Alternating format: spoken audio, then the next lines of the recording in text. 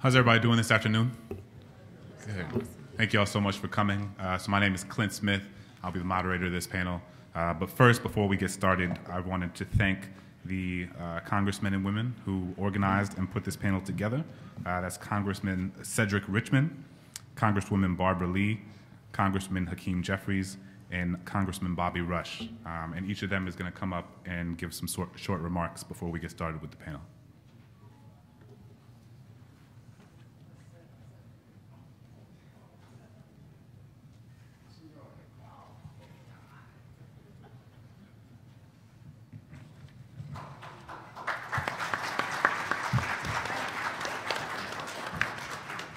Good afternoon.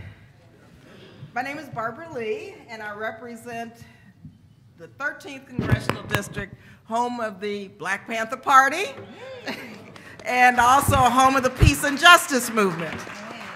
And so welcome all. And I want to thank, first of all, my colleagues, Congressman Cedric Richmond, Congressman Bobby Rush, Congressman Hakeem Jeffries, and all of the CBC, but I want to especially thank Congressman Richmond, because we were talking about it. I just have to tell you how we decided to do this today, because we think this is such an important panel about, millennials, young African Americans, and us in Congress, and engagement, and why there's so much, and it's not disillusionment, but why the connection hasn't been made, and why there's little enthusiasm for politics and what's taking place throughout the country and our communities. So we came up with this idea that we wanted to really think out of the box, have some new voices and some voices of the past who are still relevant and who are still working in our struggle. And so just a bit of history with myself. I was a community worker with the Black Panther Party in Oakland. I was actually Bobby Seale's fundraising coordinator when he ran for mayor of Oakland. I was a precinct worker for Bobby Seale. Where's Bob? Bobby had taught me grassroots politics and what it meant to register to vote, and he got into the runoff in Oakland and paved the way for the first African-American mayor to be elected in Oakland, California. That's what the Black Panther Party did in terms of electoral politics. Also, the Black Panther Party really did pave the way in many ways in California for the first African-American woman who was elected to Congress, Congresswoman Shirley Chisholm. We took 9% of the vote in Alameda County, and that's because of the Black Panther Party and working in Shirley Chisholm's campaign. The survival programs, the Black Panther Party knew that, people had to survive. And, even just like now, we have huge rates of poverty and income inequality. All of the issues that we're dealing with today, the Black Panther Party recognized way back in the day and actually set the stage for and started the first free breakfast program for children. And I was really privileged to work in the survival programs, especially helping put together the school and the breakfast program. I share all of that because, I think to have our party members and people who've been incarcerated and unjustly, and to have now our younger people in the movement, such as Alicia, who is definitely our voice as it relates to Black Lives Matter, to have this combination of warriors on this panel, I think is extremely important for us to listen to during this CBC weekend. So I just want to thank everybody for being here. We look forward to your presentations and just say to everyone, power to the people, because that's what it's going to take to change this country. Thank you again.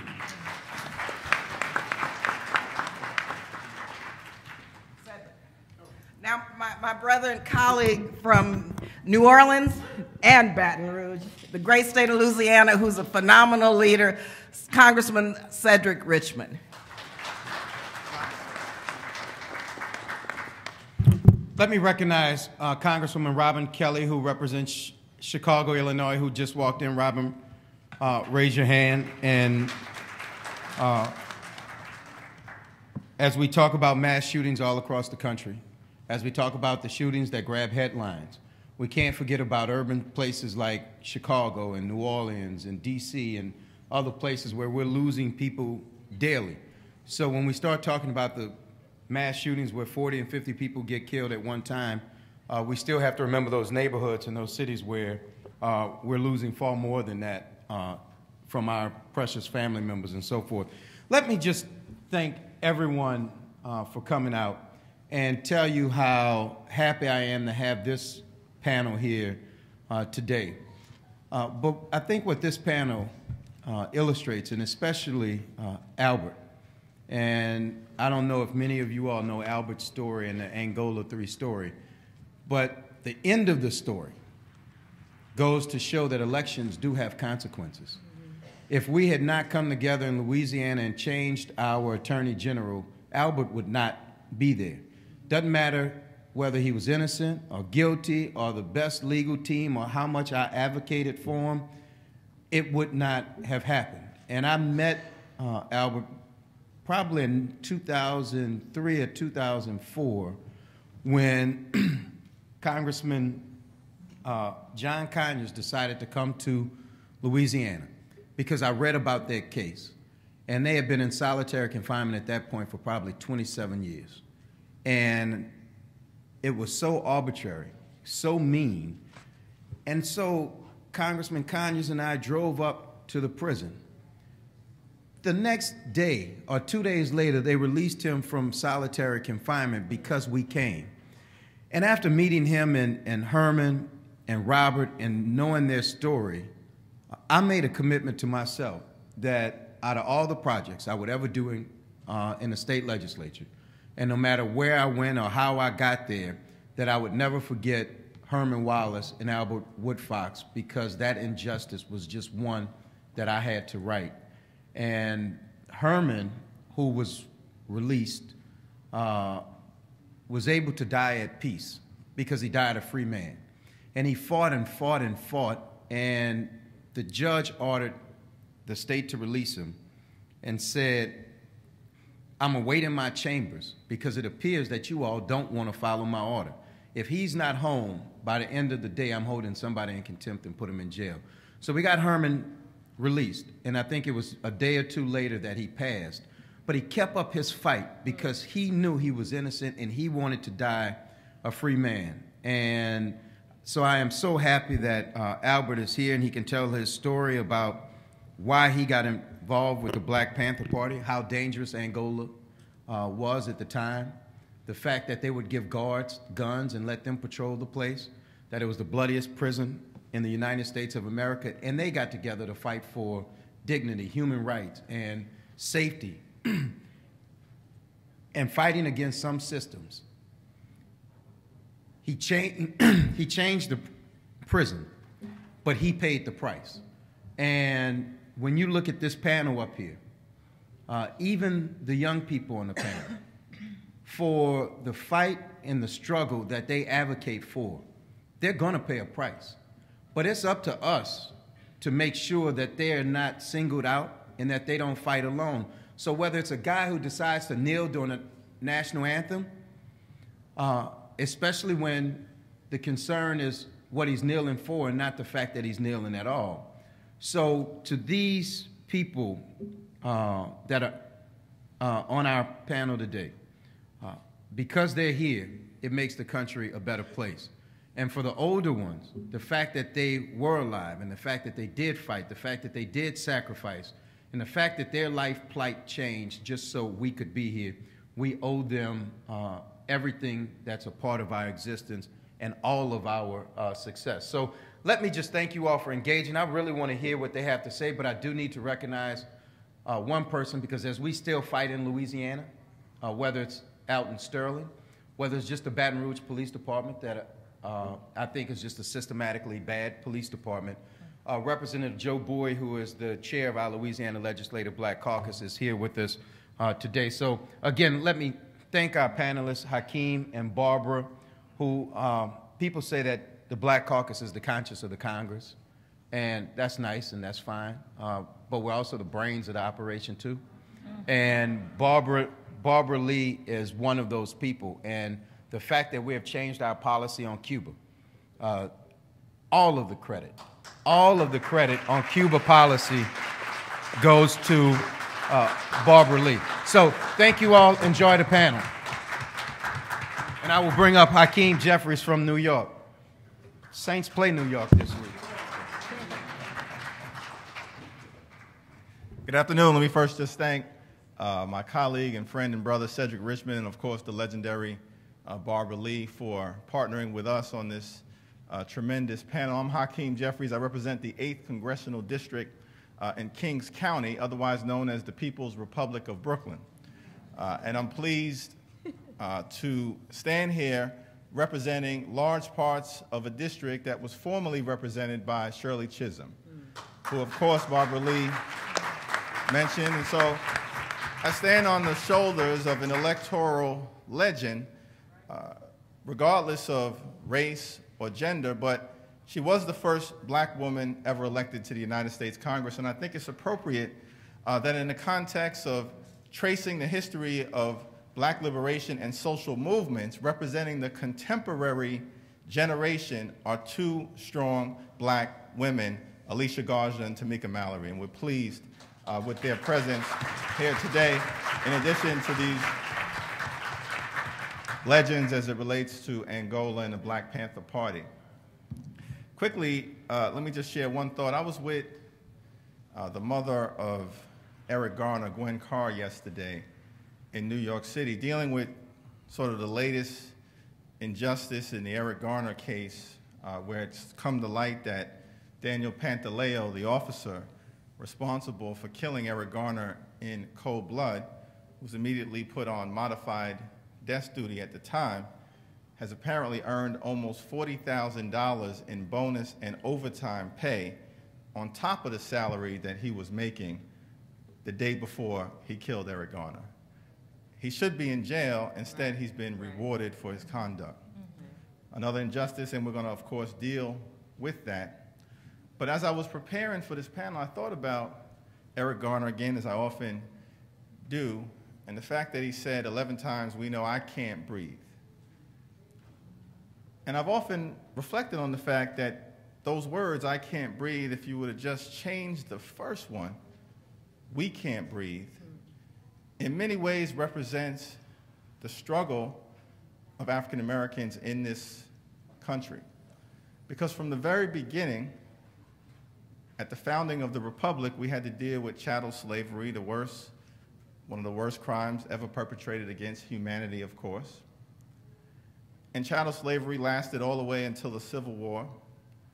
And then there was a brief moment of enlightenment around the 13th Amendment, which ended slavery, and the 14th Amendment, the Equal Protection Clause, and of course the 15th Amendment, which dealt with the right to vote.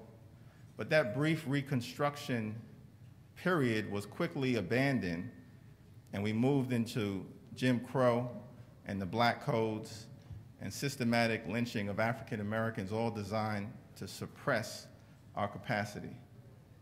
And so you go from chattel slavery, brief moment of Reconstruction, into Jim Crow segregation, which takes us into the 1960s and the culmination of the Civil Rights Movement with the 64 Civil Rights Act, the 65 Voting Rights Act, ultimately the 68 Fair Housing Act. Brief moment of enlightenment designed to deal with Jim Crow and things of that nature. And then Richard Nixon is elected a few months after John Robert F. Kennedy and, of course, Martin Luther King are assassinated. And then 3 years into Richard Nixon's term, in 1971, he effectively launches the war on drugs when he labels drug abuse public enemy #1. At that time, 350,000 people or so were incarcerated in America. Today, there are more than 2.2 million. Yeah. And so we've gone from chattel slavery into the Jim Crow era, and then a few years after that was ended legislatively, the period of mass incarceration begins. And so Eric Garner says, "I can't breathe," but the African American experience has been, we've largely been unable to breathe, free of systematic, organized, consistent oppression. And that's why we're so thankful for the efforts of all of the individuals who are on this panel. That's why that struggle has been so necessary, and why at the end of the day, we've got to do all that we can, working in partnership with the activists on the outside and the legislators on the inside, to give the African American community and all others across this country the room to really experience the American dream and be given some room to breathe. Thank you for your presence. Have a great panel.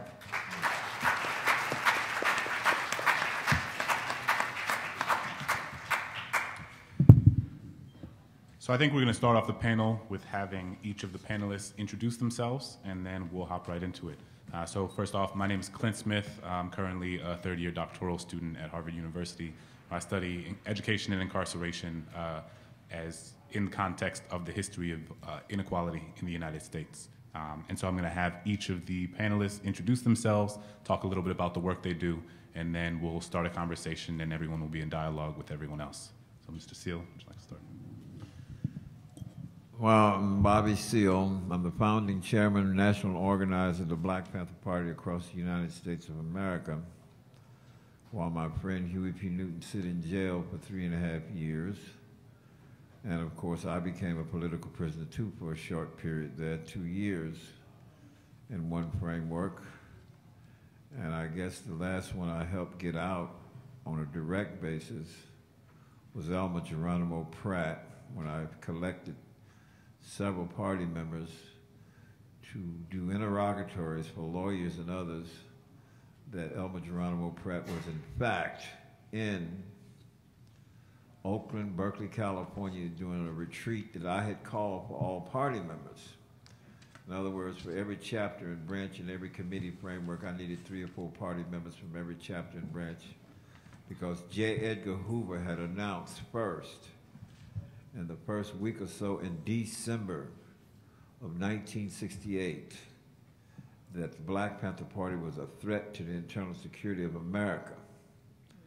And with that, I knew my organization that had grown from the time Dr. Martin Luther King was killed, from 400 members up and down the West Coast, and by the time Nixon was elected that year in 1968, I had 5,000 members in 49 chapters and branches throughout the United States of America, complete with free breakfast programs, free health clinics, and voter registration drives. And this is what shocked, at least, that power structure. And Nixon himself, right after he was sworn in effect, said outright in a Watergate tape research piece that I was doing for my documentary film, that we got out of some archival frameworks. And in that telephone conversation that Nixon at the time, as you remember about this, he would tape record all of his conversations, even his phone conversations. And Nixon, sworn in, is on this tape in the voice of Richard M. Nixon. Now, J. Edgar, I need you to get rid of these Black Panthers now. Now, what are you doing about this now? J. Edgar, and he said, well, sir, we've been moving on it. Well, now John Mitchell's going to be calling you there, and I want you to move on this. Now, I'm talking about in my documentary. See, people like to talk about, well, the COINTELPRO did this to CalPro. What I'm trying to show here is that the President of the United States of America, Richard M. Nixon himself, is ordering and giving directions to J. Edgar Hoover, the top law enforcement cop in the country, to get rid of these Black Panthers. This is in the beginning of 1969. And John Mitchell, literally, right after he's sworn in a week or two, is up on television nationally and saying, by the end of this 1969 year, we'll be rid of the Black Panthers. In effect, my organization all across the country, more than 20 chapters and branches were attacked, literally, by police, working with police departments in these various cities all across the country. They even blew up, got the Ku Klux Klan to blow up the Black Panther Party office in Des Moines, Iowa.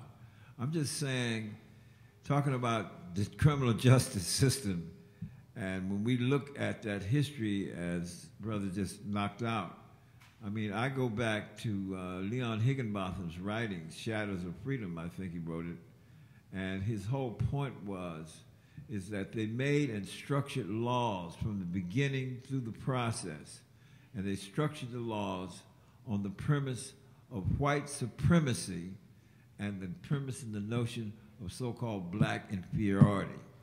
And this criminal justice system perpetuates that to this day.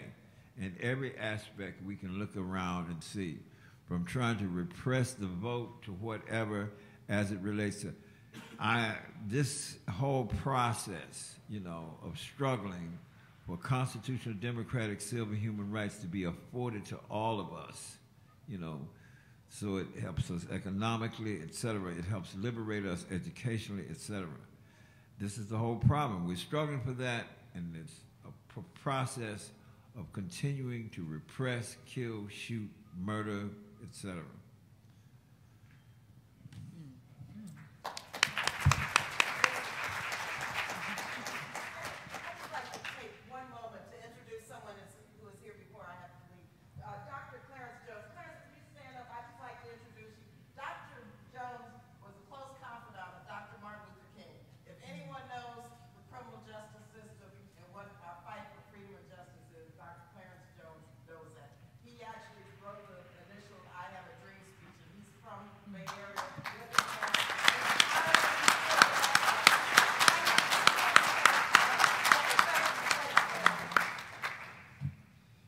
My name is Alicia Garza, and I am both the Special Projects Director for the National Domestic Workers Alliance, which is one of the largest federations of domestic workers, over 20,000 domestic workers organized across the country. And I'm also one of the co-founders of the Black Lives Matter Network, which is a proud member of the Movement for Black Lives.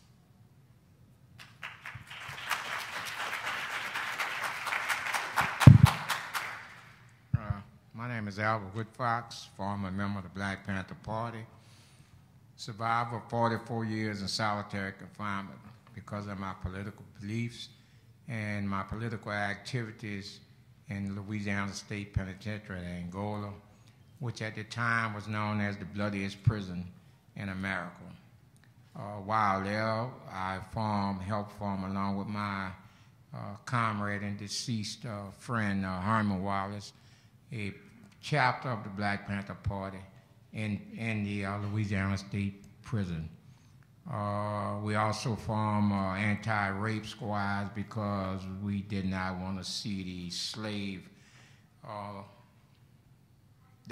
sexual slavery that was going on, in which security staff were benefiting directly, and the administrative corruption, food and items of clothing and stuff that were meant for the prison population were being taken by the security staff for their own personal use.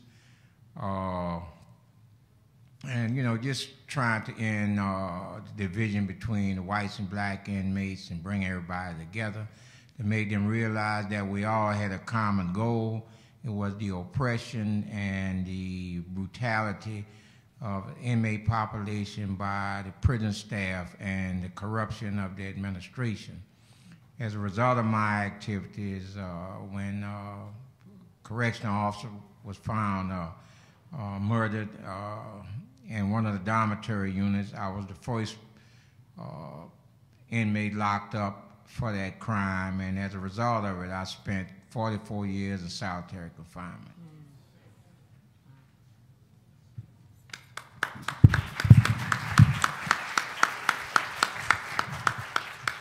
Good afternoon. Thank you very much to our Congress members for having us here. My name is Tamika Mallory, and I am first the mother of a 17-year-old young black male.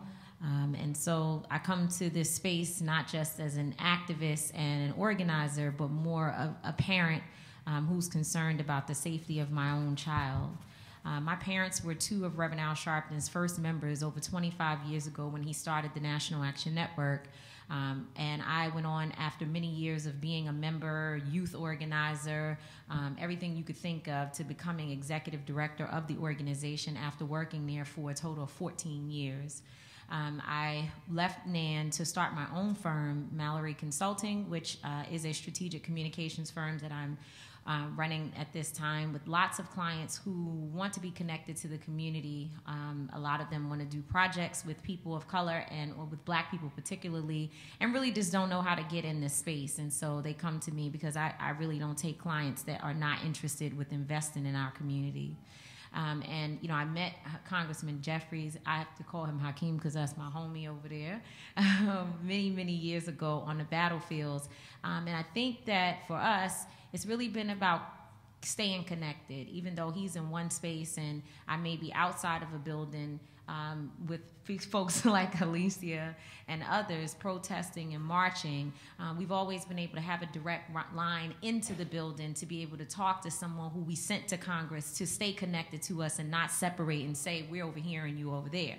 And so when I heard him talking about mass incarceration today, it's so important because all of these issues, from police brutality to just how our young people are being treated in general, the lack of education, all of the poor resources, everything that's happening in our communities, I truly believe that mass incarceration is at the center of it. That police officers are responsible for getting quotas, which means that they go into our communities and terrorize our people to get numbers, and those numbers are attached to dollars.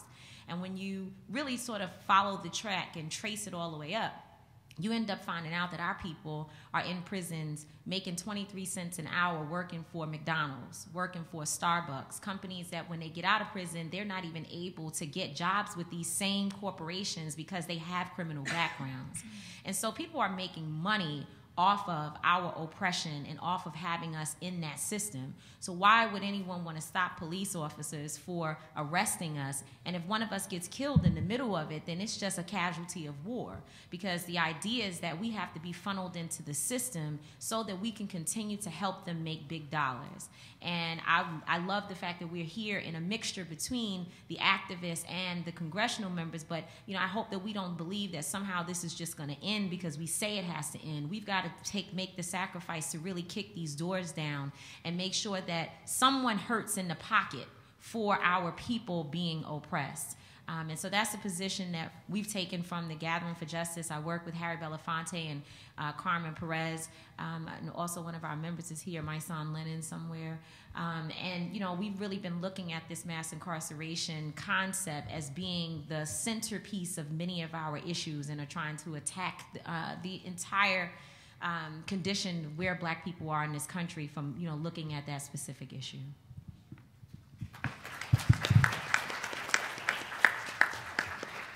So part of the reason that this panel is a unique opportunity is because you have so many different folks who are representing sort of different generations of commitment to the project of Black liberation. And so I wanted to start thinking about how you all see the similar sort of similarities and differences between much of the Black liberation and civil rights work that has happened in the past and some of the work that is happening now. Because I think a lot has been made about both the similarities and the differences.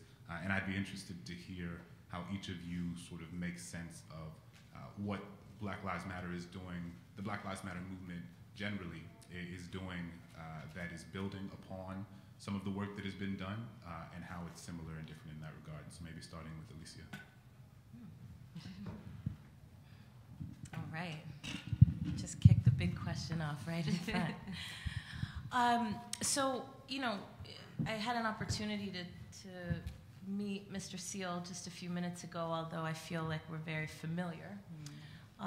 And, you know, we get this question a lot, right? Which is, well, are y'all like the Black Panthers? Are you not like the Black Panthers? And the reality is, right, that we stand on the shoulders of giants. And so we are heavily influenced by the sacrifices, by the organizing, by the vision, not just from the Black Panther Party, but many other revolutionary Black organizations. With that being said, I think that there are some critical similarities and some critical differences. One major similarity, I think, between this moment, right, this political moment and this moment of political organizing is that we share a radical vision for social transformation. And that's not true of all of the organizations and institutions in our communities, right? And it's not shade. It's just that there is a spectrum of approaches to how change happens and what it takes to make change happen. For some of us, right, we believe that the way that things are can be tinkered with a little bit, that we got to smooth out some rough edges, but overall, it's working fine. For many of us in this movement, we don't believe that you can smooth over some rough edges. We believe that fundamentally, at the core of the problems that we face is an economic system that preys on our families and preys on our communities, and fundamentally a democracy, right, that does not actually allow us the full potential of who we can and should become. And so from that perspective, I think that we share many roots with the Black Panther Party, and in fact, our vision is severely impacted by their vision, right, of things like radical intercommunalism, right? Thinking about how it is that we eliminate disparities and inequality between people, but also thinking about how it is that we as a community, and I mean as Black people, heal from generations and generations of being told that our lives don't have value, and the ways that we have internalized that, right? And in some cases, the ways in which we have enacted some of those problematic behaviors on one another. With that being said, I think that one of the core differences between our organizations is that we are living in a fundamentally different political moment. And I do think that there are many different connections between the things that you all are still fighting for. But certainly the systems that we're fighting have advanced. They have become more sophisticated. They have figured out how to absorb some of us within it, right? So for example, when we talk about police violence and police terror, we often have an image that it's a white police officer against a Black person. Mm-hmm. But we're living in a moment where that's not actually true. Sometimes it's Black police officers. Sometimes it's other officers of color who are the most vicious against our communities. And so how do we grapple with that distinction? Another example, I think, of a nuance, I should say, is that I think in this context, there is a celebration of leadership from various perspectives and various experiences. One of the things that we hear a lot, right, is that there's more sisters that are visible. Right. There's more sisters who are leading. And that's not to say that in the Black Panther Party there weren't sisters leading. There were a lot of sisters leading. Let's be very clear.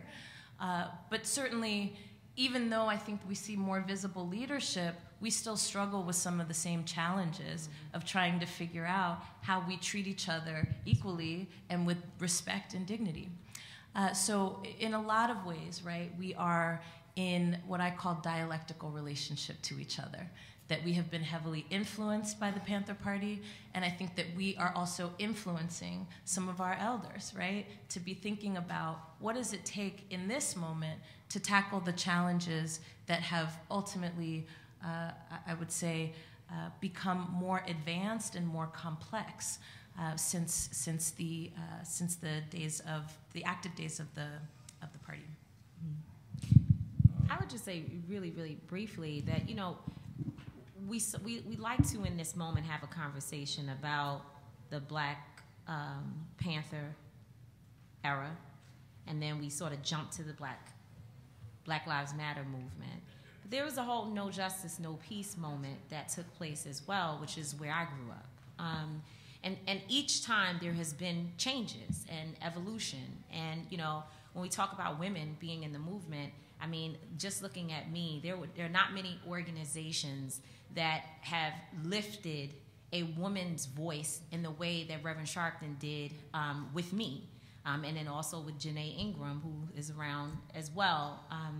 And so I think that, you know, a lot of people want to be able to compare the two to be able to find more of the differences. That's what folks are really looking for, the challenges of, well, you know, you guys are not the same and there's no respect and, and all of that. But I don't really think that that's true. I think that each generation has had to find its own space, its own voice, and there become moments where we've had to challenge the system in different ways, and some of the respectability politics, if you will, just don't work in this moment. And there are some young people who are prepared to put their bodies on the line, such as in the Black Panther movement, the same thing was happening. So I think the fundamentals are very much the same, but as you said, Alicia, there has to be a shift, and in order to make that shift, we can't take the same book and sort of try to replay it.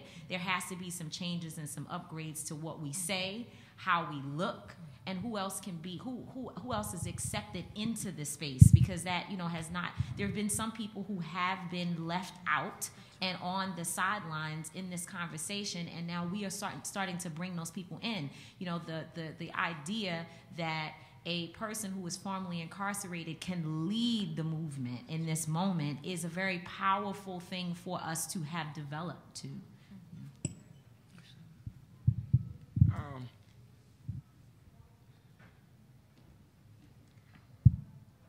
First of all, I'd like to thank the Congressional Black Caucus for having me here. Hopefully, to those who are involved in the social struggle in this country, I represent the strength and determination of the human spirit, and that it took me 44 years to sit on this panel.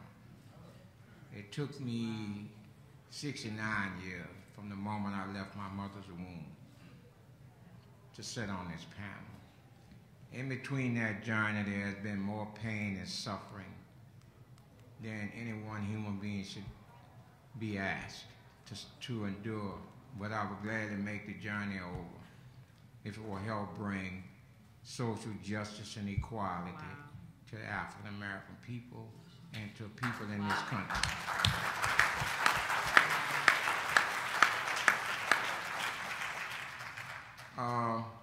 In another lifetime, I was a predator upon my home community. It was the way I was taught, it was expected of me. The Black Panther Party was the first glimpse for me into what could be, the possibilities. From the party, I learned that I had worked as a human being.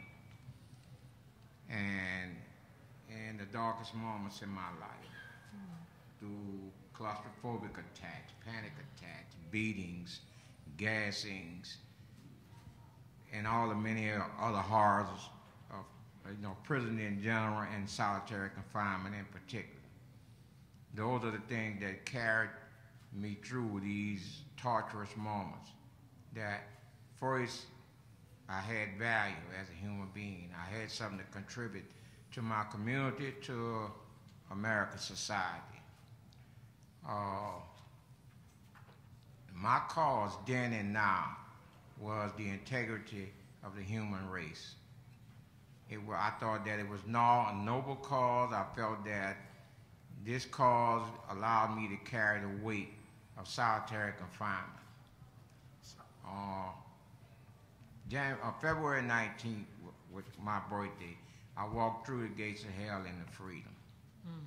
I think what impresses me the most is that the same issues that existed 44 years ago still exist in this country right now.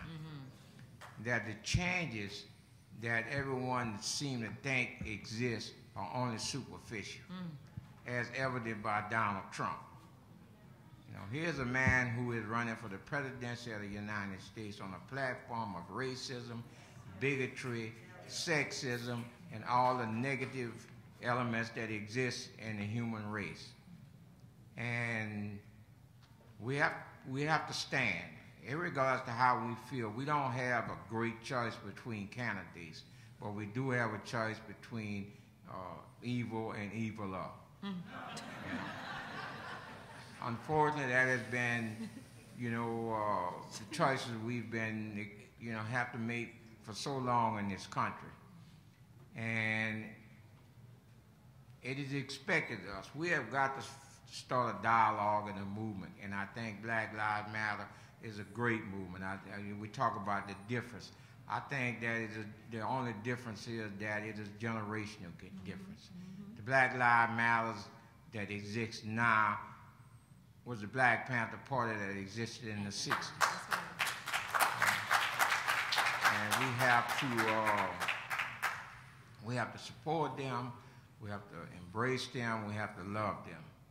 And we have to let them know that, you know, you cannot isolate things. You know, the thing that really infuriates me, especially when I'm watching the news, is that the Black Lives Movement is always presented as a one issue, you know. Right. The Black Lives Movement is a movement. It is economics, it's political, it's social, it's cultural, you know. And we are asking what our ancestors have been asking since 1619, just to be equal. Right. You know, just to have equal opportunity.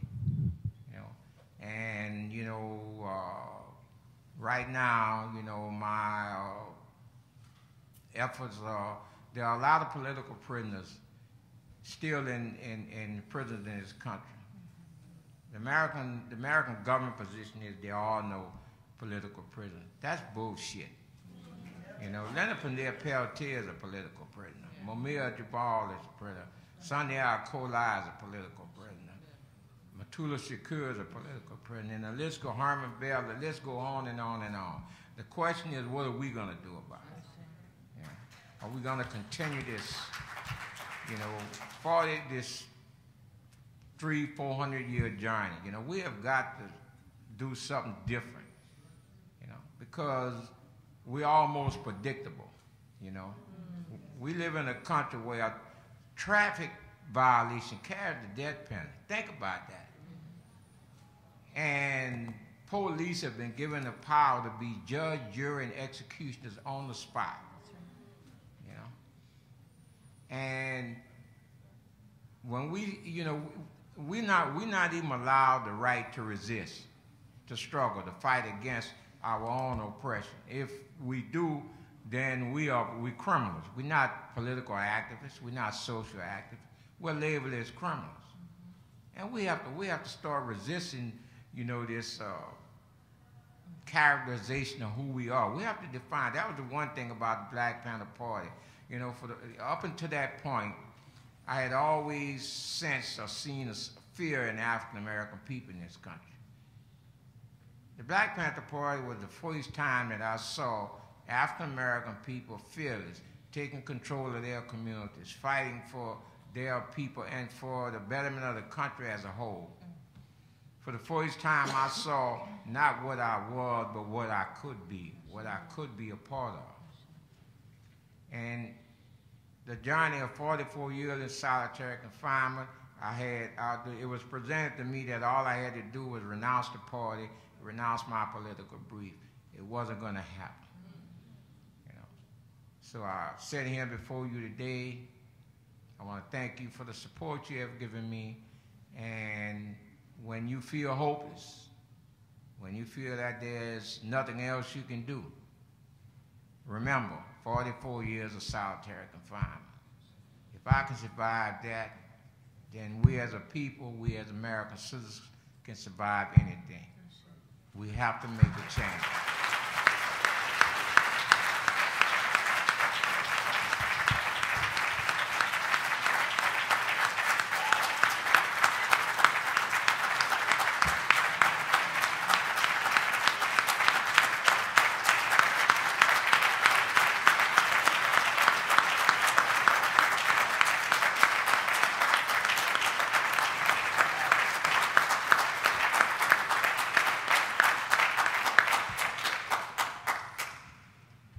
For the generation today, as it's presently with the leadership movement framework, Black Lives Matter, I think it's also necessary for you to understand the very creation and evolvement of the Black Panther Party and how it happened. Because people have too many erroneous misunderstandings about my organization. You know, we were from Jump Street called hoodlums, thugs, etc. This is what they were saying. Now, that organization, why did we go out there with guns? You know, because later on the power structure says the Black Panthers is the black community's Ku Klux Klan. That's COINTELPRO counterintelligence program operation propagating that when it happened. But how did we start? And what kind of people was it? And what were we doing? We were students, etc. And what was the political demography across America? I was employed by the city government of Oakland, California, Department of Human Resources. I worked in the I worked in the North Oakland Neighborhood Service Center. What was happening here is that the War on Poverty program had hit, and it came out with the Civil Rights Act, the Civil Rights Bill that Dr. Martin Luther King had ushered in, et cetera, beginning in 1964. Stokely Carmichael's book hit in 1965. Black Power, Black Power, Black Power. We want Black Power. Me, I did a demographic search across America of how many political seats black people were elected to in the United States of America. And including Adam Clayton Powell, my little search, it was probably limited, I came up, we only had 50 black folks elected to political office throughout the whole of the United States of America. And if you took an account of all the political seats that one could be elected to throughout the United States of America, incorporating every county, every city council, every citizen, all the way up to down, there were 500,000 political seats that one could be elected to in America. This is what I found in 1965. I hadn't even started the Black Panther Party at this time. I hadn't even started. So, working in the community, in '64, I put up a youth jobs program in Northwestern California because Dr. King said that that's what we had to do. Dr. King came to Oakland, California to speak. Prior to that, and I said, let me go down and hear this brother, because I'm tired of going to all my churches and all they talking about is hell and damnation, hell and damnation. But this preacher here seemed to be saying something else. I want to see what this brother got to say. And I went to hear Dr. King speak right there in Oakland. This was before the Black Panther Party ever started. And he talked about all these people and companies, et cetera, who wouldn't hire people of color. Then he got on the bread companies and he says, right here in San Francisco, Oakland Bay Area, says Kilpatrick's Bread Company and Langendorf Bread Company would not hire any people of color. And he says, and all across America, Wonder Bread Company will not hire any people of color. I say we're going to have to boycott, and we want to boycott them so consistently and so profoundly, we want to make Wonder Bread wonder where the money went. When Dr. King said that, that Oakland auditorium with 7,000 people, and I'm one individual, we hit the floor and a pause. I was purely, profoundly inspired. I'm a young person. Like these guys are the young person doing what they do, but I'm just saying this is what was happening. When we went out there to patrol those police, we did not go out there with that so-called hoodlum crap. It wasn't about that. You know, I'd been in the United States Air Force, structural repair, high-performance aircraft. I knew infrastructure. I knew organizing, and I knew what leadership and stuff was about. But when we went out there, we had, what, 14 little old party members. One sister who had joined just recently there, Geraldine, I never forgot her. Matalaba was the first one, but this sister joined. And we got out there in the West Oakland, in the nightlife area of West Oakland. And we had our law books, our tape recorders, etc. Now, we were getting ready to patrol and observe the police in a very disciplined and organized way. Now, if other people say, oh, the Black Panthers was running out there, we wasn't attacking no police. What we were doing was doing a thing that was so methodical. In other words, leading up to that, I told Huey, I want you in law school, you're 2 years in law school, you got to research every law on the guns, and we say we're going to get law books, tape recorders, and guns. Now, What had happened in 1965 in Los Angeles following Watts riots? What had happened was the black community in Los Angeles put up a group called CAP, Community Alert Patrol. They had law books and tape recorders. This is in 65. Remember, I didn't start the Black Panther Party in 1966. In 65, what happened there? They went out to patrol the police and observed the police as a citizens group. Black men, black adult women, and men and women. In effect, the police rounded them up, beat them up, took their law books and tore them up, drove them downtown and locked them up. That's what they did. Now, this is a resistance group trying to just observe the police because they had a problem.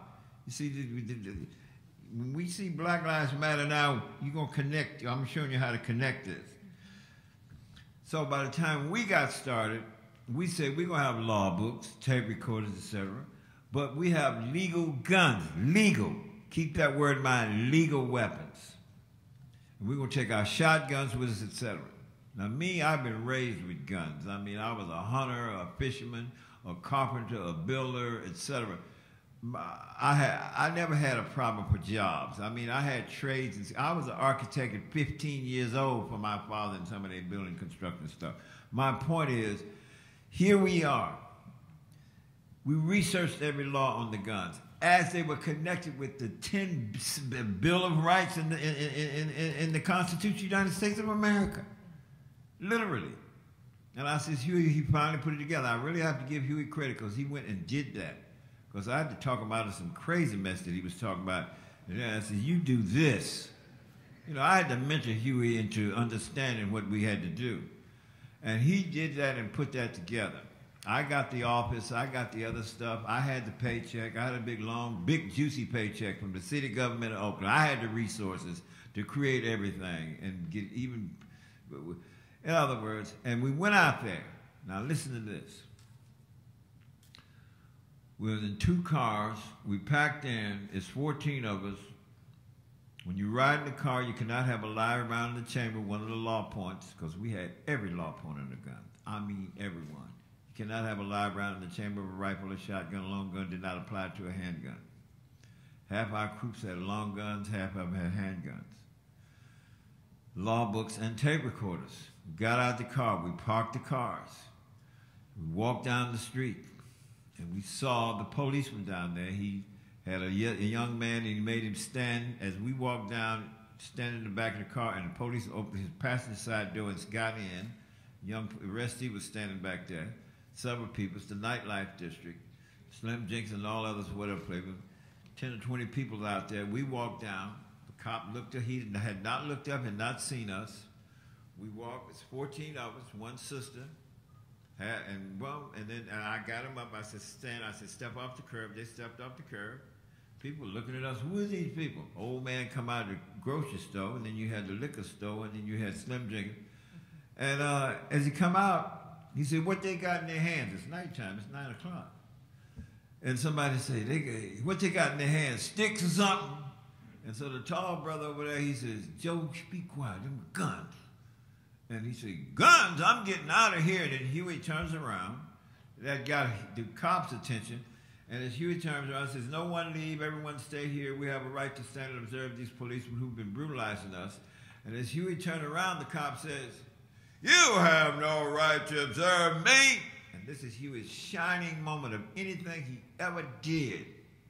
He says, no, California State Supreme Court ruling states that every citizen has a right to stand and observe a police officer carrying out their duty as long as they stand a reasonable distance away. A reasonable distance in that particular ruling is constituted as 8 to 10 feet. I'm standing approximately 20 feet from you and will observe you whether you like it or not. And some sister standing there in the background, well-dressed sister standing, she had her drink in her hand because she walked out of Slim Jenkins. Heard Huey say that, she said, well, go head on and tell it, brother. I ain't never heard it like that before. The cop said, is that gun loaded? Huey said, if I know it's loaded, it's good enough. Well, I have it right. Huey said, you have it right. Huey cited something, United States Supreme Court, somebody versus so-and-so. Therefore, you cannot remove my property from it without due process of law. Step back, you cannot touch my weapon. And the black brother said, well, he said, man, what kind of Negroes is these? It was the most disciplined methodology. We were researchers. I knew my African American people's history backwards, forwards, sideways, and cataphorna before we got to this period and point. You have to understand and relate to the concept of where we were coming from. And the tactic, it was simply a tactic for an objective when going out to patrol the police. Our objective was, one, to capture the imagination of the people, and we will get them into the offices, and we will begin to organize them. That cop says, well, I asked you, was that gun loaded? Huey said, I say, he says, well, I hear. Huey says, clack, clack. He jacks around up in the chamber. Remember, you cannot have a live ride in the chamber of a rifle shotgun while riding in the car, but now we're outside the car. And in effect, Huey, when he did that, clack, clack, all the guys with the long guns jacked rounds in the chamber in a disciplined way. You couldn't point a weapon at a person. We had that law down. You could not point a loaded weapon at a person under California law at that time. If you pointed a load and you had no intention of shooting, just waving it around under the law, it constituted assault with a deadly weapon under California state law. So we knew all of that. You see, you got to get away from this concept that we were a bunch of hoodlums and thugs, like the power structure and everybody tried to propagate. You see, and that we were just bent on violence because we said we want to defend ourselves. You know. And remember, I had digested Negroes with Guns concerning Robert Williams' peaceful protests in Monroe, North Carolina, and the history of that. And then the Ku Klux Klan would come to the black community at night, marauding and shooting up the place. You know, we didn't have any political network in this country in terms of politicians. I'm saying in that 1966 election, we got quite a few. 10 or 20 blacks duly elected. There was some there in California, too. But that was what it was all about at that time. In that first year, we never had more than 50 people in my organization, the Black Panther Party. October 1966 to October 1967, when the first shootout happened. There were no shootouts in Oakland, California with the police at all. We were so legal it was a crying shame. May 2nd, 1967, I led an armed delegation to the California State Legislature to protest a pending law, the Mulford Act, that they were getting ready to make because we were legally, that's how legal we were in patrolling and observing the police based on, as you saw, how Huey recited the law. That's how legal we were. So I led that armed delegation to the California State Legislature. And in doing that, I read Executive Mandate number 1 from the Black Panther Party, something I printed in my old book, Seize the Time. But my point is, that was the key. Now, what is my objective here, though? It's not just to out there. It's not just, we didn't put up breakfast program just for the sake of putting up breakfast program. We had a voter registration drive. When Congresswoman Barbara Lee talked about how we started out, voter registration, I wanted some political power seats. You remember there was very few politicians at that time. This is the middle of the 1960s. And they began to go. It was not until the end of the 1970s that we wound up with 7,000 black people duly elected to political office. End of the 1970s, end of the 1980s, with maybe 13 or 14,000 black folks throughout the United States of America elected to political office. You see what I'm getting at? So that whole demographic change from 50, 60, 70 black politicians in the middle of the 1960s. And now we have the Congressional Black Caucus, we have these caucuses that, yes, this is all necessary, et cetera, and we still in a consistent struggle for our liberation. So you have to measure and put that together and see the relationship. And I see it. And when I read the Black Collective's 12-point program as related to Black Lives Movement, boom, I put it up on my Facebook right away. I said, these young brothers and sisters, I said, we got work to do. Of course, what I'm doing now is the same work of supporting in them. My whole thing is, you know, I put up a lot of programs. I'm a programmatic person. I don't like to just talk about something. I like to demonstrate the situation. So mine is now environmental renovation youth jobs projects. I'm going to try to push and get the brothers and sisters to creatively evolve some kind of relevant programs to today's issues, economically, politically, social justice, etc. That's important, because that's what I attach to my Black Panther Party. All kinds of programs. My Young Black Panther Party brothers and sisters all across the country, as they organize and as they develop, as I went to chapter and branch to branch to teach them to find particulars in the methodology of grassroots effective organizing. I mean, they got creative. It was Winston-Salem chapter came up with the free ambulance program plus all the other programs. Richmond, Virginia came up with the free pest control program with all the other programs. Sister Audrey Jones, she run the Boston, Massachusetts State chapter of the Black Panther Party. She came up with the free pharmacy program, etc.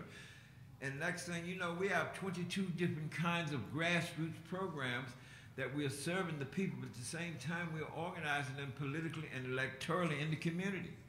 You know, ultimately in 1968, we ran for political office. We put our names on the ballot. So when we say we were political parties, exactly what we were, in the real true consensus. Why? Because you have to have some of those political seats to even exercise any power. Our people, our progressive people, have to have some of those political seats. And just the idea, when I did my demographic search, I found in the South there were over 20 counties, from the Carolinas all the way over to Texas, where we had a majority of more black folks in these counties. You know, the Civil Rights Bill, the vote just got passed. There were majority, I mean, in these counties. And to me, the sheriff's position is duly elected in all these counties. And so if we could get a brother or whoever is a righteous, progressive person that ain't gonna take no crap elected to be in the sheriff in the county, and the Ku Klux Klan gets to acting a fool, he can deputize 200 brothers and sisters armed with guns and go in there and kick that Ku Klux Klan's butt and arrest their butt for violating people's constitution, Democrat. That is power in one context. You see what I'm getting at? So the political electoral framework was always a part of what I was organizing and how I was going about it. Oh, I could go on and on and on. There's so much stories and stuff to tell, but hopefully this can give you a feeling.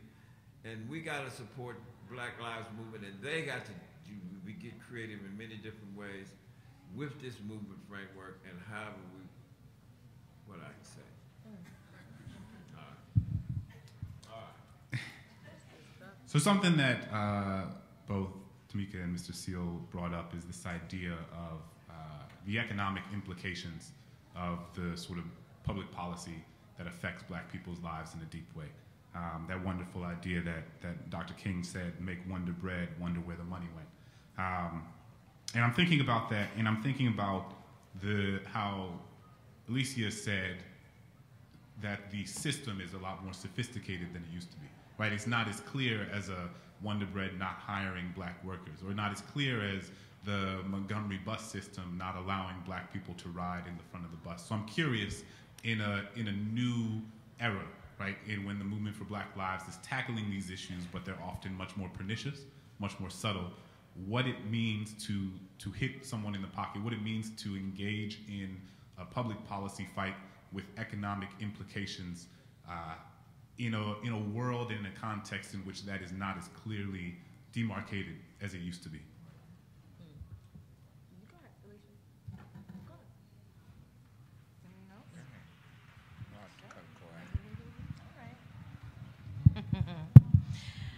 There's so much to be said here, y'all. This is not enough time. But good, because we're starting some good conversations. I mean, I think I want to nuance this question a little bit because, yes, the question of how do we build economic power, political power, and social power for our people is an important question, and it's not one that we have unity on, right? And so this is why, for example, I make the distinction between being a co-founder of the Black Lives Matter network and having a movement that is actually decades and generations old, right? We're not the co-founders of movements. We are the co-founders of organizations that are a part of a larger movement. And I think one thing that I do see in this period is that the question of how to build power is not everybody has the same approach, opinion, viewpoint, or strategy, right? And so that is something that I think we are all grappling with in this current iteration. I'll also say that there's a thing that's happened, and I think that from my read of history, this happened as well during the 60s and 70s, which is that Black has now become a brand. And so in as much as we are trying to leverage economic power, we are still being consumed economically, right? Black culture is being consumed economically.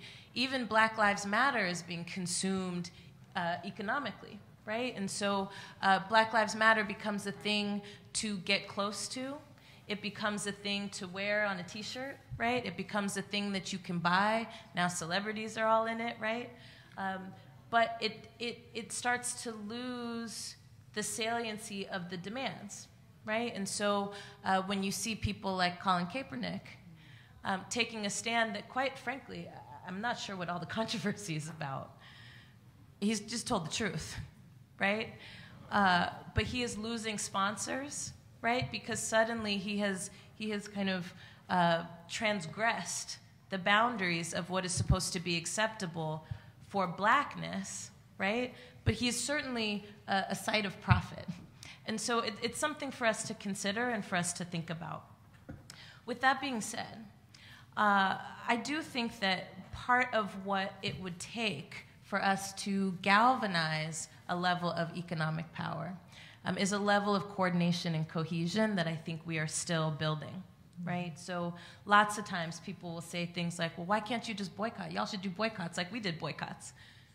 Yes, and, right? Yes, and. There is something very powerful about the level of sacrifice that went into those types of tactics, which allowed for a different level of access to leveraging and wielding economic power that I think is still in formation today. I'm not going to say it's not here. I'm going to say it's still in formation, and we're still trying to figure that out. Yeah, I think just to jump really quickly on that, I think you mentioned earlier, Alicia, the fact that in many of our industries, or many of the industries, our people have been integrated into those spaces, which makes boycotts and things like that more challenging, because folks ask questions like, well, what do we do when we decide to boycott a particular brand and there are Black employees there who may lose their jobs or are impacted negatively as a result of the boycott? Our response to that is that there's never been a war where there have not been casualties, where there has not been some pain, and we have to be prepared for that. And I think that when I'm talking to younger organizers, that is the challenge. My constant push is what's the degree of sacrifice that we are prepared to go to. It's great for us to hit the streets. It's great for us to be out there protesting and organizing and doing all those things. But if we're not uncomfortable as a result of that, collectively, there's an issue. There's a disconnect. And what I appreciate about generations that have passed is that there was that level of commitment and sacrifice that you all took on. And so that is where I think we have to push ourselves, because right now when we talk about the fact that Brandon Marshall has lost, he's an NFL player for the Broncos, which I don't even watch football. Colin Kaepernick has turned my entire attention to a sport that I don't know anything about, but I'm watching it now. And Brandon Marshall lost 2 endorsement deals. The question then becomes, what are we going to do about that? Are we going to go down to the credit union and take our money out, and then anybody who's Black, who is a celebrity or a whatever you are, a person of influence, whether you have $1 or $500,000, you have to be willing to make that sacrifice and make your voice heard and say, we're going to shift our money out of this particular place, or we won't purchase these products. And some people say, well, he was working for a credit union. He was the spokesperson for a credit union that has Navy in the name, and somehow it supports the military. That's fine that they drew a line in the sand. They said, if you don't stand for the national anthem, then you can't represent our brand. I don't think we can be upset with them for that. But we do have to say to ourselves, what is our lane, our line? When do we say, okay, you don't have to support us, but then we also don't have to support you? And then we're on an equal playing field. Our people have not moved to that place. We're still in the place of, well, you know, but I love my Starbucks coffee. Yeah, we might love it, but they're paying people 12 cents an hour to make cups in prisons. And why in the heck would they put their resources behind trying to help us with our fight for equality if they're somehow making millions of dollars off of our people being in the system? So we have to start being a little more disciplined. And when you talk about how do we build the structures, it's whether or not those conversations are happening in our homes. Are we just being consumers, or are we looking at what we're purchasing and asking the questions that need to be asked about these brands and what they're doing? And then when we say, well, how do we connect the conversations between our elected officials and all of these folks? Listen, the Constitution right now says that black people are free except if you are a prisoner. So if you commit a crime and you are in prison, that's when all of a sudden you lose your freedom rights. So these corporations can come into the prisons and say, you have to work for me, which is nothing different from 1865 vagrancy laws. It's nothing different. It's the same. So when we're, as electeds and others, trying to figure out how to connect issues, why are we not talking about that? The reason why there's so many young people who are not listening anymore is because they do not feel that folks are speaking to the issues that matter to them, that are going to affect their lives every day. The Hillary Clinton-Trump conversation is cool, but many people have made their mind up that they're just not going to vote in this election for a president. They're just not going to do it. So now, are we talking about voting down a ballot? Are we talking to them about how they're going to get involved in local politics? Or are we just saying things like, well, Trump is dangerous, and if we have him as president, then, Hillary, she won't win, and we're just going to be in trouble. They don't want to hear that. They don't care about that. So I think our messaging has to change. We've got to upgrade our tone, and then we also have to look at whether or not we are going to be willing to sacrifice things that make us comfortable, to be a little uncomfortable, so that in the end we can win. So just really quickly, before we transition and keep this conversation going, which is incredibly important, we have Congressman Bobby Rush, who's here, who stepped in a little bit late, and I know he'd like to come up and give some remarks. Let me say it this way. I'm looking at the big picture. Huh? I'm sorry. Come on. He's good.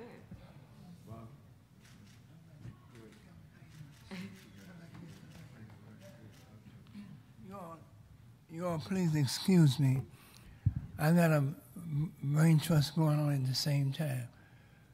But in the city, in the building of chairmans, my chairman is here, Chairman Bobby Seale, and I just could not allow him to be in the building without me breaking away from my brain trust to come here and to recognize him and to tell him how much, once again, what an impact he had on my life as the chairman of the Black Panther Party. Chairman Bobby, some of these folks might not know it, but I remember something that you said years ago about Washington, D.C. And what you said then is relevant today, and I want to honor my colleagues, Cedric Richmond and Hakeem Jeffries, for their work not only in the Congress, but their work with young people and their inspiration to all of us in terms of the sacrifices that they themselves make in the Congress as leaders of our nation. Chairman Bobby said many years ago, as it relates to Bobby Seale, as it relates to Washington, D.C., he said, we're going to march on our nation's capital. We're coming to Washington. Omar, you remember this. We're coming to Washington, D.C. And we're going to tell the U.S. government, stick them up, MF. This is a hold-up. We come to get what's ours. That's the kind of spirit that Bobby Seale expressed those days, And that's what's really is the foundation for a lot that we do today. In terms of, I've heard sacrifice, and I've heard so many things. I wore a hoodie on the floor of the Congress because I wanted to identify with the young, black young men and women and other young men and women who were challenging the murder of Trayvon Martin and all that it represented. I wanted to identify that. But that spirit, that courage to do that came from my training, my learning, my being inspired by the leadership of the Black Panther Party. And sacrifice was based on love. And there's no higher love that we all profess than a love that allows us, forces us to sacrifice our comfort, even our lives, on behalf of our community and our people. So again, I want to thank you so very much. I got to run back down there because those folks are wondering what happened to me, and I got to go back down there and make myself president.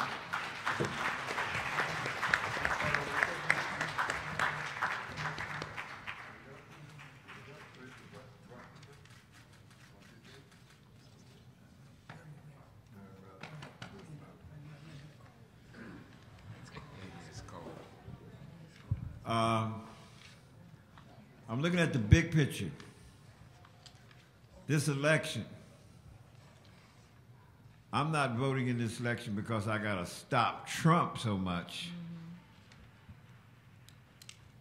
Those outline points, and one of the most key points that's been advocated by President Barack Obama, the infrastructure bill and climate change by others. Listen to me. I want them, with this vote, I really want to see a landslide vote. So they take over the control of the Senate, and if it's landslide enough, really, we have to take over the House of Representatives again. That infrastructure bill is going to be more than an infrastructure bill of 1.5 million jobs, because you see it already with Flint, et cetera. But the climate change itself, the ecology, the need to evolve a greater and profound balanced ecology. I've been advocating this since, what, 1989, when I'm talking. In all my information I send out to colleges and stuff, I always talk about this. The ecology. We could create probably 5 to 10 million jobs. You have to understand the forte of my history here. It's not just the Black Panther Party and a few programs. I created a jobs program in 1964, 2 years before the run. I ran the youth jobs program in the North Oakland Neighborhood Service Center with those youth.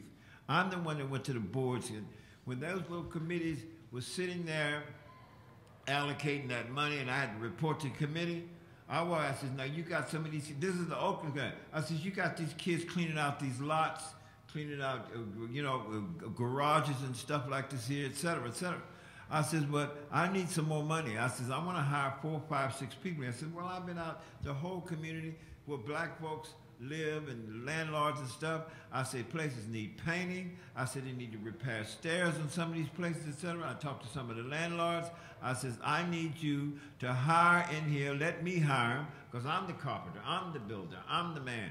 I said, I will interview them, et cetera, and we'll have these kids building decks with professional supervision. We'll have these kids doing landscaping. We'll have these kids doing painting, et cetera, and so on, so and so. One old man said, oh, painting ain't no skill. I said, sir, please don't say that, Mr. Brown. I said, it is a skill. There ain't nothing but putting paint on it. He's on the board. Boom, boom, boom. And I said, sir. I said, you see that wall over there? I measured that wall at a length and width, and I know exactly how many square feet it is. I multiplied by 2, and I see it over here. I said, and then I multiplied the length and width of this floor. I said, and I know how many square feet. I said, do you know how many square feet a gallon of paint covers, sir? Internally, 400 square feet. Externally, 300 square feet. I said, I get a kid to measure the walls, et cetera, boom, boom, boom, boom, and divide 400 square feet, and he know exactly how many gallons of paint to put on this, that he has to buy and put on the wall. It is a skill. And I said all the other things. So teaching and training people jobs, this is economics. Now, how do we take that example and put it into creating jobs for youth as it's related to evolving a balanced ecology? That's where I'm coming from. So when you hear me talking about we want environmental renovation youth jobs projects across the country, I'm trying to set up a program in Oakland, California right now. They got a bill coming up there in a local county thing, $580 million coming up on the ballot, et cetera, for rebuilding in the community. What we're trying to do, and with the Dellums Institute that I'm trying to get ready to work with, et cetera, boom, is we got to make sure 1/3 of those jobs is going to evolve low-income, eco-friendly housing for the poor people, senior citizens, and others who will be displaced by the corporate money-rich frameworks that's after that. So that's all part of it. So I see the election in terms of the need to take the House and them together, and I want to see that infrastructure bill that Obama and them had expanded not only into 1.5 million jobs, but 3 to 5 million jobs as it's related to the ecology and the infrastructure. That's what's important, what can happen. And Congress is key to making and pushing this kind of thing. Just like you pushed in the health bill, et cetera, and so on, that's important. So I'm saying that our young movements, et cetera, has got to attach and see the relevancy of the vote here. I don't want, but I'm not voting for just to stop Trump. I'm voting because there's an objective here, a goal objective, economically, et cetera, and creating a lot of jobs in this country as that's related to a balanced ecology and the infrastructure that needs to be dealt with here in the United States of America. Jobs for our people and our African-American community. So Black Lives Matter in that context, too.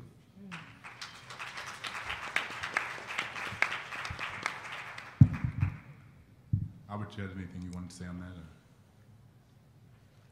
I just like to talk about a subject. I've only been free since February 19th, 2016.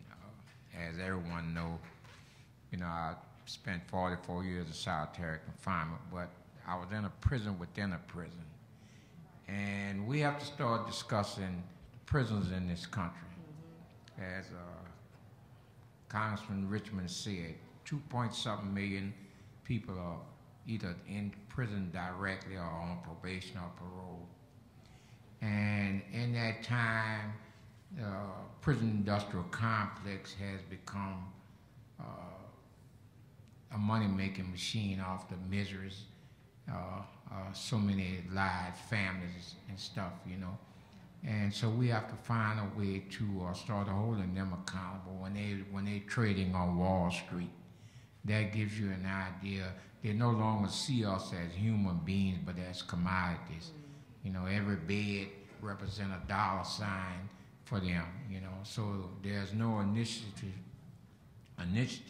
to stop mass incarceration in this country. If anything, it is to continue and even increase mass incarceration. All right, who are the people that suffer the most? Minorities, with emphasis on African Americans. So it's hard to say in such a short period what happens in prison in 44 years. So I'll just say this, that we as a people have to start paying more attention to what's going on in the prisons in this country. The saddest thing I ever saw was a young inmate who had been raped and forced into sexual slavery. There's nothing more painful than seeing the spirit of another human being being crushed, And that was one of the motivating factors for myself, Harmon Wallace, and other members who had joined the prison chapter of the Black Panther Party to form anti-rape squads. We were just not going to accept this. Empathizing is one thing. Doing something is something different. Yes.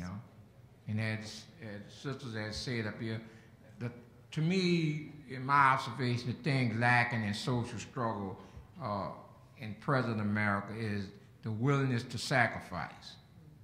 You know, no one wants to go to jail, no one wants to get arrested, and I understand that, you know, given being a victim of jail, you know, but you know, the people that are in the prison in this country don't come from another planet. They come from our families. You know, they're someone's grandfather, father, mother, grandmother, sister, child, you know. And the things that are being done to your relatives in your name is horrible. And it hasn't come to a stop. And the only way it's going to come to a stop is that the American citizens, emphasis on minority communities and African Americans, we have to start getting involved in what is going on in the prisons in this country and the judicial system as a whole.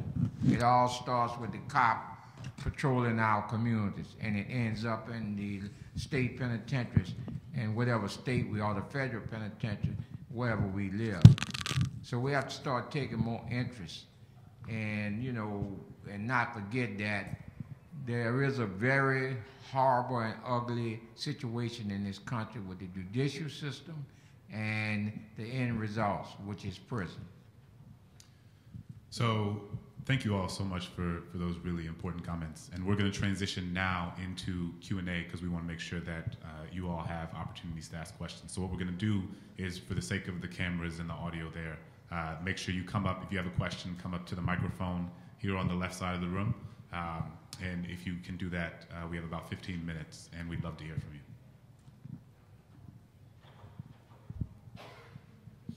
Yes, my name is Dashan Farad. I'm a reporter for YourBlackWorld.com, headed by Dr. Boyce Watkins.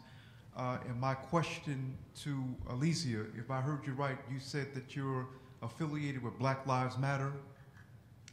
One of the co-founders of the Black Lives Matter Network. Okay, I'm glad you said that. There's been recent controversy over the past year concerning DeRay McKeeson and other accepted leaders of the Black Lives Matter movement.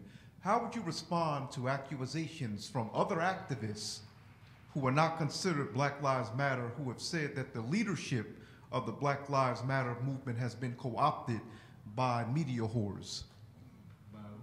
By media whores, Brother Bobby. But that's been the criticism of the leadership that I've been, as a journalist, I travel across the country, and there's been a lot of concern.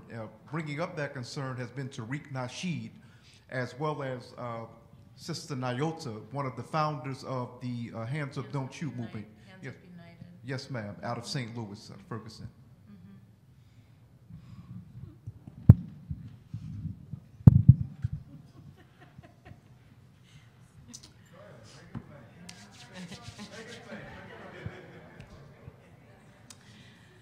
So here's the thing. One of the things that we learned from history is that a movement contains many different, sometimes disparate elements. And there are many different critiques that get lobbied of many different people throughout this movement. I will say that what I have heard consistently is that there's a way in which, the way that, just like Brother Seal said earlier, the way in which we talk about how this moment came to be tends to be ahistorical. And I think for a lot of people in various places, like Ferguson, folks feel like their contributions have been erased, or at other times have been subsumed, right? In a way that has taken needed attention off of the issues that they are facing in their community. With that being said, again, I want to go back to this question of Black Lives Matter both being used as a way to talk about many different things that Black people are doing, whether it's, you know, aligned or not, and Black Lives Matter almost having turned into a brand.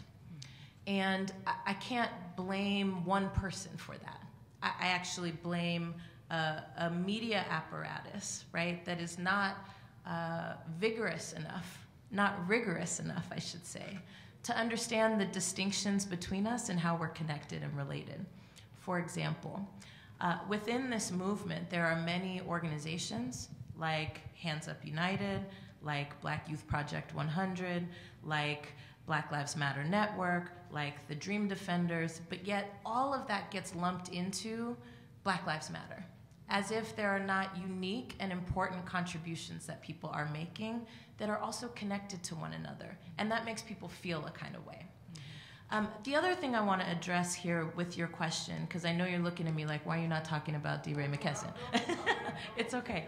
But I want to just be really clear that for us, I think there's a way in which we have confused social media with a movement. Social media is a platform that many different people engage on.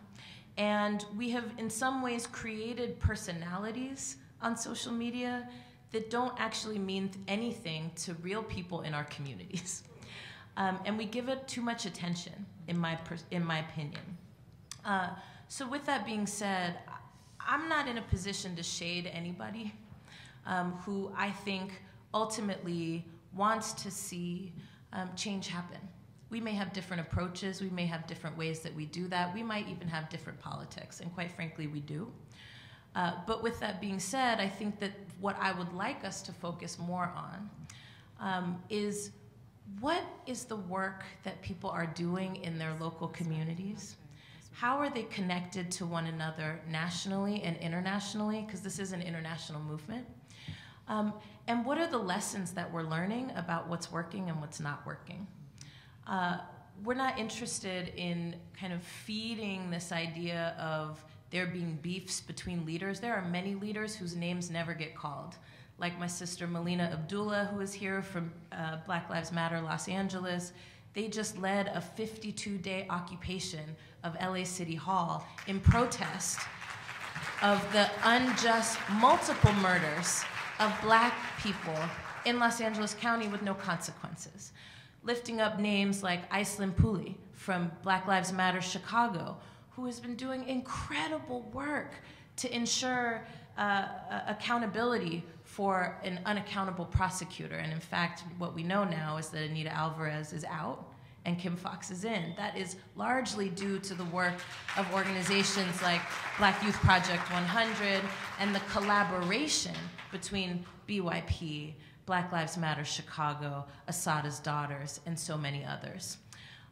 And so I think one of the lessons that we take, in particular from the Panther Party, is the way in which sometimes we can be distracted by things that feel really superficial. And not all of us are going to do things that we like, but it does feel important to me that we have political critiques and not personality critiques. And I often feel like there's a way in which DeRay gets personality critiques as opposed to political critiques. And I'm saying that very deliberately. So what do I think about the idea that there are leaders who are hijacking the movement? I think I want to nuance that conversation. I think I want to understand, well, how do you, what exactly are we talking about? Are we talking about visibility and exposure? Are we talking about the ability to move a significant amount of people to make an impact in a particular way? Are we talking about resources? Like, let's be really specific, because otherwise it starts to feel topical to me. It starts to feel like, well, I don't like you, or you don't like me. And there's a lot of people in this movement that I don't necessarily want to kick it with, but we have to be doing stuff together if we want to get free. So that would be my response to that. Can I just say, just because I am being, anyway. Come on. Carmen Perez, who's the executive director of Harry Belafonte's organization, The Gathering for Justice, and also the founder of Justice League, we marched 250 miles from New York City to Washington, D.C. Yeah. And while we were on the road, of which you were with us, as more of a member and friend rather than a reporter, Deshaun, there were a lot of organizations that did not support us. They didn't endorse us. They didn't support us when we were walking, and there were all kinds of reasons for why people could not walk with us. So let me just say that I think a lot of people are full of crap. That's my personal opinion. I think that there are a lot of people who have tried to hijack the movement, and as Carmen would say, we can't take Twitter with us into the prisons to visit prisoners. You can't take a picture of everything that you do. And so while I don't have any personal opinion about D-Ray because I don't know him, I don't know him at all, I do know that there are a lot of people who are out here who've done basically nothing on the ground for a long time, but because they were on a corner at a time when there may have been tear gas and people were trying to find information, somehow they became the leaders of the movement. And in a lot of ways, we helped them with that because it really is just white media making leaders for our community so that folks won't pay attention to those of us who are really doing the work.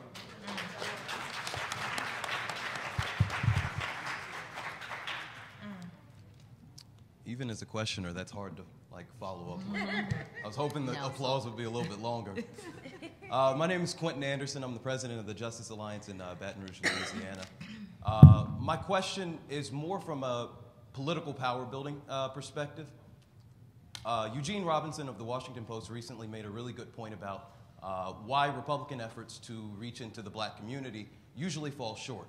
And what he said is, in the Democratic Party, black people are at all levels of the party creating policy and making sure that our interests are at the table. That's not the case in the Republican Party.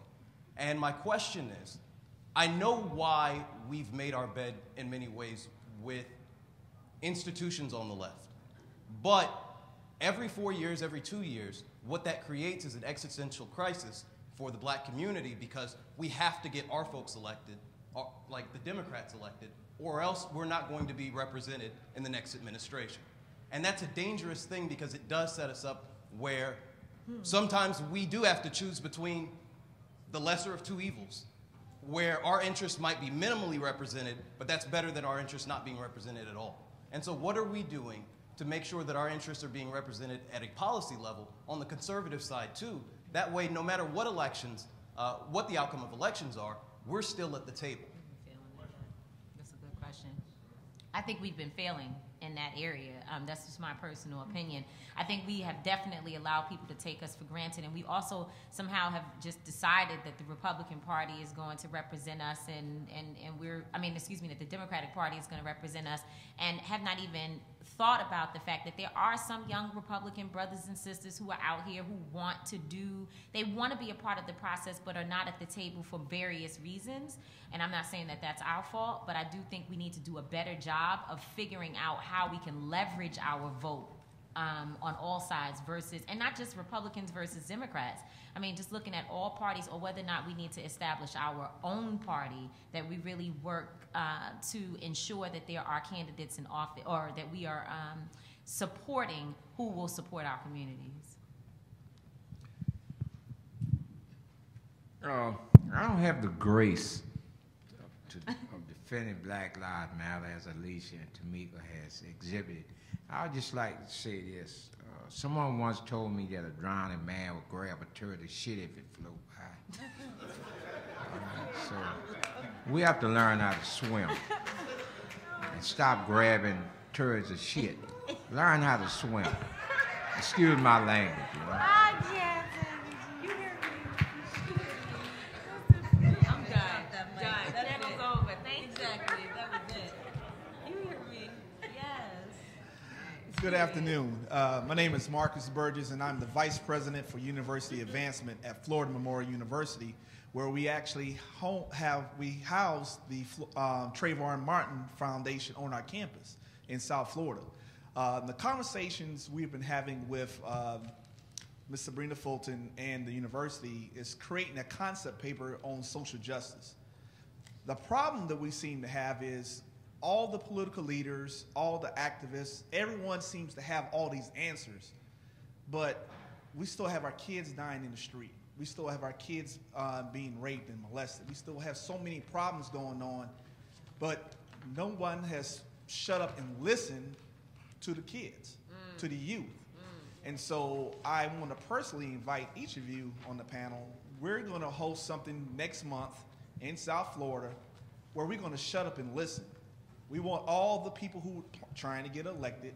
We want all the folks who think they need the spotlight to come sit in the audience and listen as we let our students from our various campus, college campuses in the area and the local high schools tell us from their perspective what's going on in the area. And I ask you, what would be your tactic to making sure that we convey that message to the people who need to hear it so we can help save our children?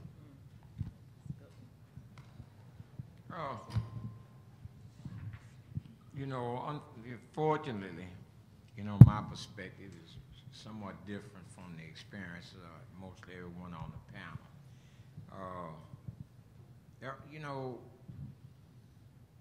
The only chance we have is to struggle, to take a stand. There is no one magic, way we can learn how or we can free ourselves. It is a struggle. That's why it's called social struggle. You learn from your experiences. And the one thing we have to do, as Brother Malcolm once said, we have to forget our differences and remember our common enemy. Yes. Oh, man, yes. So that's a starting point, A journey of 1,000 miles starts with the first step. It don't end with the first step. It starts. So let's remember, this is not a journey that's going to end tomorrow. I mean, a lot of us, a young man in New York, we were there a couple of weeks ago speaking and talking. A young man asked me, why was I still involved in the struggle? He said, man, you paid your dues. And my answer with him is that an old man like me struggle so the young man like you can see victory. And that's the attitude we have to take. The struggle is not a timetable. It's a life of commitment. And that's what we have to do. And remember this, there was a time in this country where slavery was very popular. And those who rose up against it were questioned and accused. So those who attack Black Lives Matter and their leadership, I got one thing to say: bullshit. So, unfortunately, I think we only have time for one more question. But well, you have 3 men and there's 1 woman. It's true. So we got to let the ladies. Decision. Thank you so much. I love that. You guys are absolutely awesome. I'm Joyce Samba, retired teacher, assistant principal, New York City Board of Ed, missionary. We work with Work, which is recently released women. Question. First of all, thank you, Brother Seal. Thank you, thank you, thank you. I wondered what happened to the Black Panthers. When I was little, they came into our church and stood guard at the back of the church and came to the front and told the black men, man up, take care of the children you birthed, and help us serve some food downstairs for free. And they brought the food into the church. That's the Black Panthers that I know of. And they were phenomenal, off the chain. And they came in sharp. They patrolled our neighborhood. They cleaned up the 40 projects that were loaded with drugs. They went to the brothers and they said, what are you doing? You're killing your own people. Phenomenal. Black Panthers. So I never saw that as a problem or anything to be afraid of. But then I wondered where you went. And then when Black Lives Matter came on the stage, I was all in. So my concern now is how do we pair those two? I love policing the police. I have the stop and frisk app on my phone.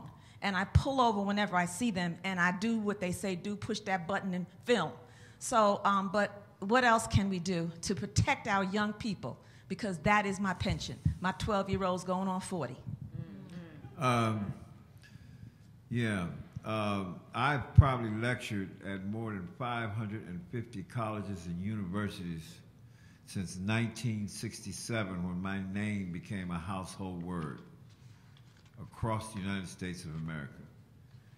You can put all my brothers and sisters who made their commitments and stuff, I've out-lectured all of them. every last one of them, in that vein, in that period. Now, the news didn't carry it. They didn't tell you that I ran a program, youth jobs program in Philadelphia. They didn't tell you that I did a social responsibility program for Temple University where I was trying to knock off my BA up there at that college. They didn't tell you a lot of things. You don't know. So as the sisters want to know where I was still out there doing programs, doing all kinds of things all across the country, all these years, et cetera, and still educating people and I'm still doing it. When I talk about this environmental renovation youth jobs projects program that I'm putting together, this is a key thing for me. This is my style. This was my forte, above and beyond just my organization, the Black Panther Party. I believe in programmatic frameworks, directing programs. They set examples. See, when I did when I tell you about legislative change and stuff like this, the Breakfast with Children program evolved to a point where Willie Brown and some other brothers, looking at our program and how popular it was, J. Edgar Hoover jumping up and saying that our breakfast program was a threat to the internal security of America. He said threat to internal security of America 2 or 3 times, and one time he said the Black Panther Party's breakfast program is a threat to the internal security of America. Now, what was happening here? I mean, think about that. It was so popular. That program spread across the country from September 1968 into 69. What happens here is Willie Brown and others, state legislators, put a bill in for $5 million for free breakfast and free lunch programs for the whole state of California. They sent it to Governor Ronald Reagan, the Republican, and he vetoed $4 million. They brought it back to the Assembly, ran it through the state Senate, and back through the Assembly again, overrode his veto, and put the whole damn $5 million in, and 28 state legislatures in the next year adopted something similar all across the United States of America. That is the success of the Breakfast for Children program. Now, that's just one program. But there's 1,001 programs, and we get 1,001 programs of different kinds, different stripes, different problems, et cetera, et cetera, et cetera, et cetera. Do you realize you would be changed the demographic from economics, et cetera, et cetera? It's very important. I insist that the Black Lives Movement create committees in cities, et cetera, and while you maintain the movement and the protest factor, start relating to some grassroots programs in those community areas. This is what you unite people around. This is what people united around when I've got it. We put up free preventative medical health clinics in the country. And with the free preventative medical health clinics, we added the free sickle cell anemia testing program. The Black Panther Party, working with and coalescing with all kinds of people, Dr. Carlton Goodard in San Francisco, a medical doctor on the Sun Reporter, et cetera, but he was all part of a group. He had the Northern California Black Doctors Association. They came over to me to tell me that they want to support. They're the ones that help us put that together. And we put those clinics together in the community and those sickle cell anemia testing program. In a 5-year period, all these chapters and all these branches and other people beyond the party had a movement going, as silent as it was, of sickle cell anemia testing. And in a 5-year period, it wound up, because we put that together, for the first time in the history of the United States of America, 1 million people became tested for sickle cell anemia. I'm telling you, that's the success of it. You don't hear it, but that's the significance of it. So I'm just saying programs and frameworks attached. Small committee leadership, not mono leadership. In the Black Panther Party, I had committee leadership. You know what I mean? Every chapter and every branch had a branch committee, et cetera, et cetera, et cetera.